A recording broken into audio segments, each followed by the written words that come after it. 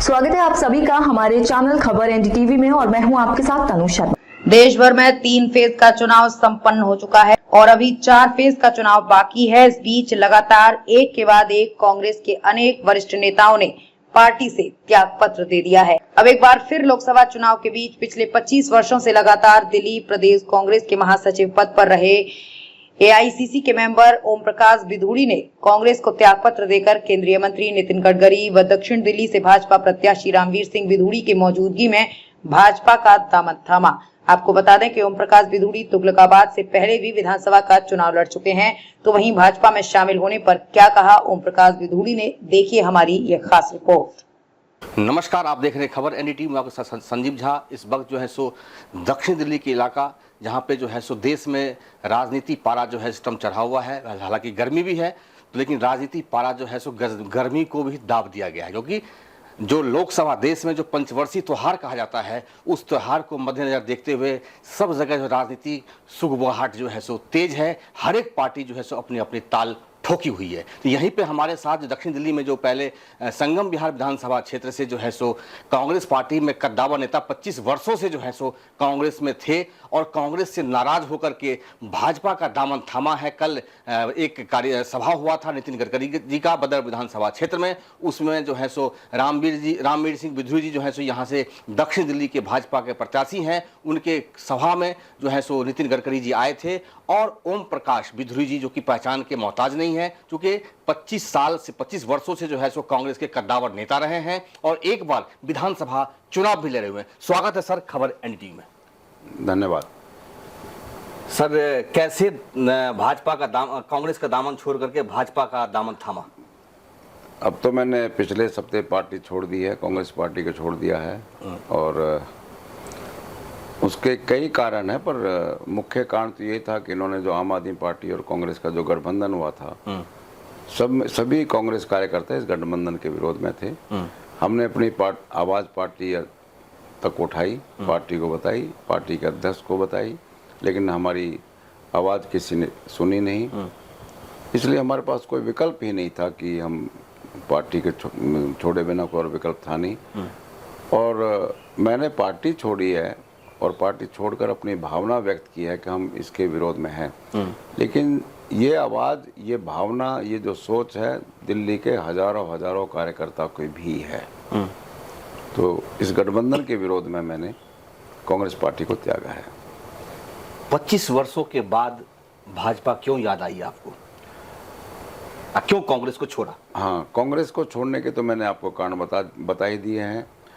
वैसे पिछले कई महीने से मेरे मन में चल रहा था कि जो पार्टी राम की नहीं है, जो राम मंदिर भी नहीं जा रही है, जो सनातन के विरुद्ध बात करती है, जो राम के विरुद्ध बात करती है, और मैं खुद एक आध्यात्मिक व्यक्ति हूँ, मैं राम भक्त हूँ, मैंने काफ़ी आध्यात्मिक ग्रंथों का अध्ययन मैंने बहुत किया हुआ है, तो ऐसे माहौल में कांग्रेस पार्टी में रहना मेरे लिए बहुत मुश्किल था। कुछ जब पार्टी को भाजपा में कांग्रेस को छोड़ करके भाजपा में गए हैं, तो भारतीय जनता पार्टी के जो शीर्ष नेता हैं या जो अभी भाजपा ने जो है सो दक्षिण दिल्ली से कैंडिडेट उतारा है रामवीर सिंह बिधूड़ी जी को, तो कुछ बात करके गए हैं या निस्वार्थ भावना से गए हैं?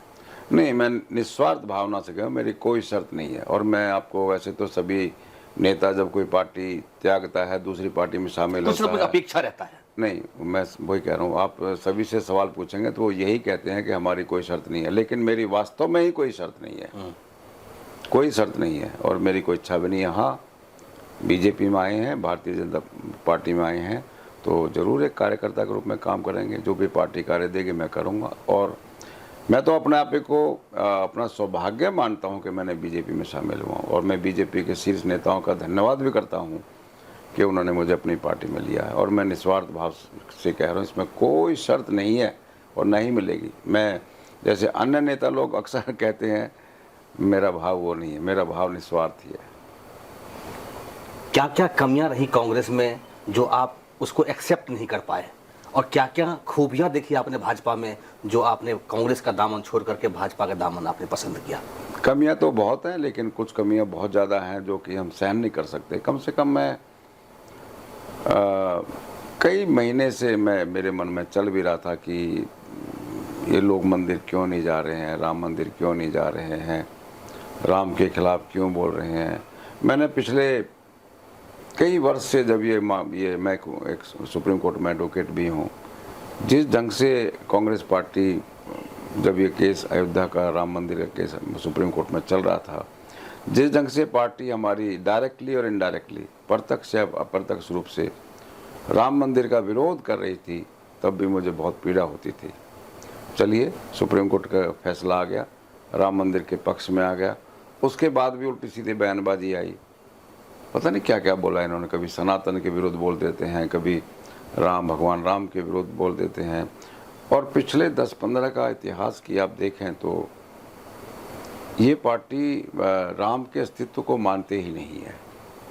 कई बार अभी राहुल गांधी जी ने बोला कि शक्ति क्या है, कोई शक्ति नहीं है, कभी कुछ बोल देते हैं। तो कम से कम एक हिंदू होने के नाते और एक आध्यात्मिक व्यक्ति होने के नाते कम से कम मेरे मन को ठेस तो पहुंच रही थी। अब रही बीजेपी में बात जाने की बात, मेरी विचारधारा और भारतीय जनता पार्टी की विचारधारा जो आध्यात्मिक विचारधारा है, उसका तालमेल कहीं ना कहीं हम एक हैं। जहाँ तक देश के विकास की बात है, भारतीय जनता पार्टी ने और हमारे देश के लोकप्रिय प्रधानमंत्री आदरणीय श्री नरेंद्र मोदी जी के नेतृत्व में देश ने जो तरक्की की है, देश में आज दुनिया में हमारा नाम है। अब सर बिद्रू साहब, मतलब एक सवाल है, क्योंकि आप एक एजुकेटेड हैं और सुप्रीम कोर्ट के एडवोकेट हैं, तो काफ़ी जाने माने चेहरे होंगे। मेरा कहना यह है कि जैसे कि आप देखते होंगे कि जैसे 2014, 2019, 2024 तीनों टर्म जो चुनाव हुए हैं लोकसभा के मोदी जी के उसमें नेतृत्व में, उसमें इस बार कुछ ऐसा नहीं लग रहा कि चुनाव में कुछ, जैसे इसको पंचवर्षीय त्योहार कहते हैं, इसमें एक उत्साह नहीं दिखाई दे रहा है? नहीं, लोगों में जिस तरह से शोर शराबा होते हैं चुनाव में, साइलेंट मतदाता है इस बार। नहीं, मतदाता तो हमेशा साइलेंट ही होता है। अब मतदाता बहुत समझदार हो गया है, अपना मतदाता मुंह नहीं खोलता है। लेकिन साइलेंट तो हमारे जो चुनाव आयोग की कुछ प्रक्रिया है, कुछ नियम है, कानून कायदे हैं, उसकी वजह से साइलेंट है। अदरवाइज साइलेंट नहीं है। मतदाता बहुत जागरूक है। और आप देखना, सब लोग एक बहुत बड़ा गलत फहमी भ्रम फैलाया जा रहा है कि लोग बीजेपी के वोटर हैं, वो कम पड़ रही है। ऐसा नहीं है, बीजेपी की वोट ही ज़्यादा पड़ रही हैं। और आप 4 जून को देखना, बीजेपी की सरकार बनेगी और 400 पार होगा। दिल्ली में ये जो आपको फेरबदल हुआ, ये 7 सीट में से जो है सो 1 को तो रिपीट किया गया और 6 का टिकट जो है सो प्रत्याशी को चेंज कर दिया गया, इसको क्या मानते हैं आप? नहीं, मैं कुछ नहीं मानता। समय परिवर्तनशील होता है, ये पार्टी का अपना फैसला है। कोई देखिए, दुनिया में कोई चीज़ स्थायी नहीं है। अभी परिवर्तन नहीं होता तो अगली बार होता, पिछली बार भी हो जाना चाहिए था। अगली बार नहीं होगा तो एक दिन तो परिवर्तन होना ही है ना। अब कारण ढूंढोगे तो कारण कोई कारण नहीं है। पार्टी का फैसला है, पार्टी ने जो फैसला लिया ठीक है, इसमें क्या कारण है? और कारण ढूंढना भी नहीं चाहिए। मुझे लगता है कि उन लोगों को पॉलिटिकल समझ नहीं है जो टिकटॉक के बदले जाने में कारण ढूंढते हैं। कोई कारण नहीं। तो पार्टी का अपना विवेक है, पार्टी का अपना फैसला है। नितिन जी ने कल आपको ज्वाइनिंग करवाई है? हाँ जी। तो नितिन जी ने आपको ज्वाइनिंग कराई है, तो ज्वाइनिंग करने के बाद कुछ उनसे वार्तालाप हुई कुछ आपकी? हाँ, वार्तालाप हुई है। उन्होंने कहा कि आप पार्टी में काम कीजिए, और वो खुश भी थे। और एज ए कार्यकर्ता के रूप में वो भी खुश है, मैं भी खुश हूँ। मैं उनसे ज़्यादा मैं खुश हूँ कि मेरा सौभाग्य है कि मैं बीजेपी में आ गया, और मैं एक कार्यकर्ता के नाते अंतिम पंक्ति के कांग्रेस की इतनी विकेट पे विकेट, एक विकेट पे एक विकेट, एक विकेट पे एक विकेट जो गिरती जा रही है, इसका कारण क्या है? कारण सबको पता है, आपको पता है। और मैं तो ये इतना भी कह रहा हूँ कि शायद ये 2024 का लोकसभा चुनाव है, कांग्रेस के लिए अंतिम चुनाव होगा, क्योंकि अगला चुनाव कांग्रेस लड़ने में सक्षम ही नहीं रहेगी।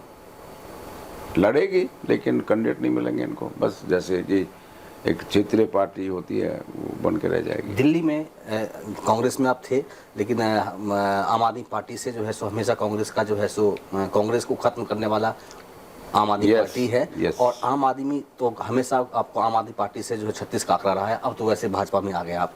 तो जो केजरीवाल जी जेल के अंदर में है, क्या सिंपैथी इसका कुछ मिलेगा? केजरीवाल जी के जेल में रहने से कोई सिंपैथी नहीं, बल्कि लोग खुश हैं, उल्टा खुश हैं।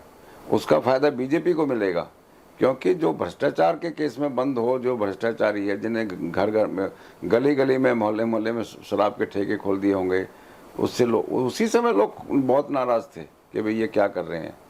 और अब तो पैसे ले लेकर भ्रष्टाचार से, अब तो सुप्रीम को, हाईकोर्ट ने भी कह दिया, उनकी पिटीशन को डिसमिस करते हुए कहा है कि इसमें करप्शन है। आपको एक और बात, मैं नई बात कहना चाहता हूँ। पिछले 2014 के बाद बीजेपी के पास अपनी ही वोट है, बीजेपी के पास किसी अन्य पार्टी की वोट नहीं है। कांग्रेस को खत्म करने वाली जो पार्टियां हैं वो बीजेपी नहीं है। कांग्रेस को खत्म करने वाली पार्टी है आपका अखिलेश यादव की पार्टी, केजरीवाल की पार्टी, ममता बनर्जी की पार्टी, वोट के परसेंटेज देखा जाए तो आरजेडी, इन पार्टियों ने हमारी पार्टी को खत्म किया है। इन्हीं से हम अलायंस कर रहे हैं, कैसे चलेगा? इसलिए तो पार्टी खत्म होती जा रही है। हमारा एक भी वोट, दिल्ली की बात करता हूँ, हमारा एक भी वोट बीजेपी के पास नहीं है। बीजेपी के पास अपना वोट है जो उन्होंने अपनी मेहनत से इकट्ठा किया हुआ है। कांग्रेस की अगर कोई सबसे बड़ी दुश्मन है बीजेपी नहीं, वो आम आदमी पार्टी है, उन्हीं से हम अलायंस कर रहे हैं। तो कैसे पार्टी का अस्तित्व कैसे बचेगा, ये मैं बहुत समय से कह रहा हूँ। भाजपा जो कल आपने ज्वाइन करी है, मोदी जी के नाम पे ज्वाइन करी है या पार्टी के नाम पे ज्वाइन? पार्टी भी और मोदी जी भी, दोनों। मोदी जी और पार्टी में क्या फर्क है? कोई अंतर आपको दिख रहा है? ऐसा महसूस कर रहे होंगे कि जैसे कि 2014 से मोदी जी सत्ता में, शासन में है प्रदेश देश में, तो ऐसा फील हो रहा होगा कि मैं इससे पहले ही क्यों नहीं मुझे भाजपा में चला गया? बिल्कुल हो रहा है। मुझे बहुत पहले चले जाना चाहिए था, अभी भी मैं लेट हो गया, देर हो गई है। देर आए, लेकिन शायद मुझे लग रहा है मैंने अपने राजनीतिक कैरियर के 10 साल, पिछले 10 साल वेस्ट कर दिए, खराब कर दिए। तो ये थे हमारे साथ में ओम प्रकाश बिधूरी जी, जो कि कांग्रेस के कद्दावर नेता रह चुके हैं। 25 साल से जो है कांग्रेस में रहे और संगम विहार विधानसभा क्षेत्र से चुनाव भी लड़े, तुगलकाबाद विधानसभा, माफी चाहते हैं, तुगलकाबाद विधानसभा क्षेत्र से। और अब जो है सो इनका कहना यह है कि मैं राजनीति में अगर कोई गलती किया हूँ तो सबसे पहली मेरी भूल ये मानी जाएगी कि मैंने मोदी जी को, सिस्टम को देखते हुए, पार्टी को, सिस्टम को देखते हुए मैं पहले ही ये डिसीजन क्यों नहीं लिया, मैं लेट हुआ। खैर कोई बात नहीं, देर आया लेकिन दुरुस्त आया। बने रहिए कैमरा प्रवीण के साथ में संजीव झा, खबर NDTV दिल्ली।